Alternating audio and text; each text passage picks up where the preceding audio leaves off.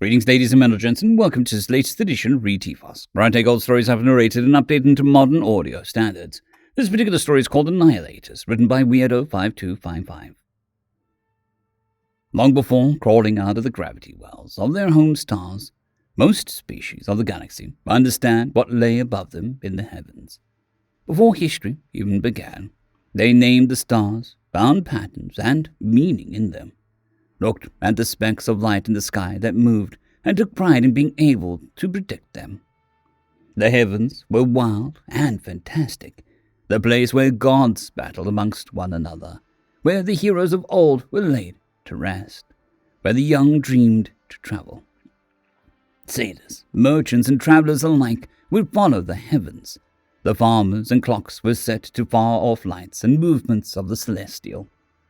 The curiosity to see more of what the universe had to offer did not die in any species who would one day travel the stars. Those species without would toil in the dirt until their extinction, nowhere close enough to sentient to understand what they were missing. So, armed with the most primitive of lenses, the species would look upwards and discover the moving stars, both distant planets very much like and very alien to the one they stood on. Seeing, they moved to an understanding. Why did the planets move? Why did we not feel it? How did the stars appear? Where did they come from? Just looking up into the sky would not reveal the answers. But even so, they wanted to know. So the rules of the universe were written down, crudely at first, in vague and imprecise tongues. The universe, though, has a single universal language she teaches those who are willing to study. The mathematics, formula of everything in existence, written out in dirt, in base 5, in base 30, paper, parchment, stone, and metal, are all the same. Soon the work of those looking up into the heavens was not to find the new, but to verify that which was written, that which has been discovered whenever some new rule or exception was found in the calculations. To look up where the mathematics of reality clearly showed a hidden planet, to look through the crude instruments and just barely make out that new moving star. The mathematics of the universe continue to bless those who find them, giving them energy, understanding, influence. None could break them, but understanding the rules, the why, was more than enough for most. Understanding, though, carries its own risks. The universe is not kind. Sometimes there was one brilliant mind who first looked at the mathematics and saw the possibility. Sometimes it was a group of the determined working together.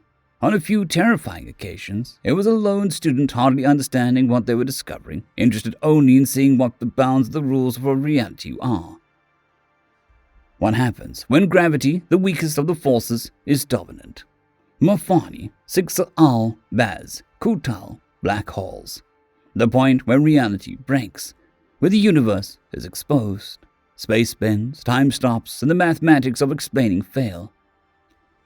The monstrous annihilation once seen in the stars so long ago was real. The first visceral reaction was denial, the genius looking over the calculations for the misplaced value. The groups of physicists chuckling, looking at one another to blame for the mistake. The bored student looking at their work and berates themselves for being so stupid. The numbers were checked. The numbers were rechecked. The equations were re-derived. The equations were wrong. They had to be. Desperate to be wrong, the telescopes were turned upwards once more, not towards the stars or the far-off galaxies, or the very echo of reality forming at the edges of all things, but on the darkness between the light and the dark. The mathematicians waited, desperately hoping to be proven wrong, to not find any evidence of the place where reality ceased, and the fundamental forces of gravity rendered time and space meaningless. But they were right. Their figures, their models of reality so meticulously crafted, were correct. How could they not be? The minds of generations had conceived them. The labor of 1,000,000 more minds had checked every facet. The Annihilators were amongst the stars, ripping into some, paired to others, drifting across the endless void, sitting in the hearts of galaxies, combining and propagating across the heavens. For a moment, each of the species driven to understand would hesitate. The dreams of exploring the stars and finding others would fade, replaced by the horrific knowledge of what would happen to anyone, anything that neared the Annihilators. Not even light could escape. The limit to their expansion, the limit that was so close but impossible to reach, bowed to the annihilation. The fear faded, eventually, but never completely disappeared from their minds of any species that reached out into the stars. As the sailors manning ships made for the slow trips between the stars at relativistic jaunts through time spread their species out amongst the stars, the Annihilators were avoided at all costs. Some even tried to forget what lay in the darkness. Every unexplained loss of 1 million souls in the ships was blamed on them, the monsters in the darkness that hungered for all, devouring light and bending time to their whim. The galaxy spun. Ships explored, empires rose, federations were founded to oppose them. Both fell to slow march of time. Kingdoms of stars, republics of trillions living only between stars and ancient ships rose, only to disband and fall to rebellions. The galaxy spun. The Annihilators in the dark grew unconcerned. Ships explored. Empires, federations, confederations, unions, companies rose and claimed the galaxy and were forgotten. Only the oldest sailors, spending so much time between the stars and moving with light, remembering and forgetting. Then the galaxy spun. Time marched on. An Annihilator ignited, its darkness replaced by a dim glow. Then another and another. It had been slow at first. On the outer edge of the galaxy, in only the faintest of reds, heat began to bleed off of one. It was curiosity, but then the old monsters were bound to have a quirk or two. Another Annihilator ignited. The first ignited Annihilators grew brighter, energy pouring out of them, light visible enough that for the first time the species still crawling up from the dirt of their home worlds could see them and mistake them for stars. Humanity. They had made the same calculations, came up with the same figures, recoiled in horror when they'd first seen them above. They comprehended the Annihilators long before most did, accepting that time and space, which had been so stable throughout the rest of their history, were in fact settled upon sand.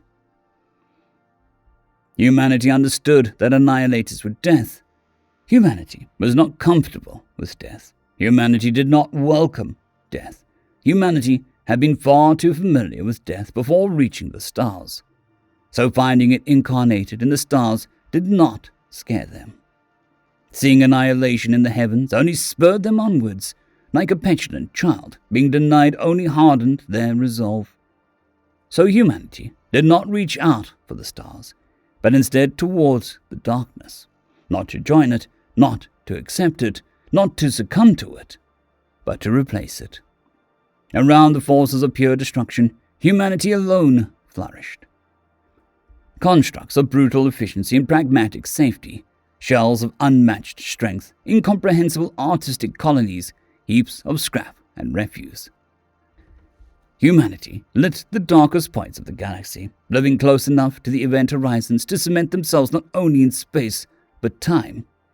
Humans lived to see the galaxy spin, to watch as descendants settled every other annihilator, lighting them up to mock death in all its forms. Humanity tamed annihilation, for long enough to spare a few species the horror of seeing them in the night sky above. Discontent even with that accomplishment, humanity wrangled the energy from the black holes and launched expeditions towards other galaxies. Trillions of souls aboard the ships, whole galactic communities with histories as rich as any other developing and falling in the time a human aboard a ship may grow from a curious child to a determined adult.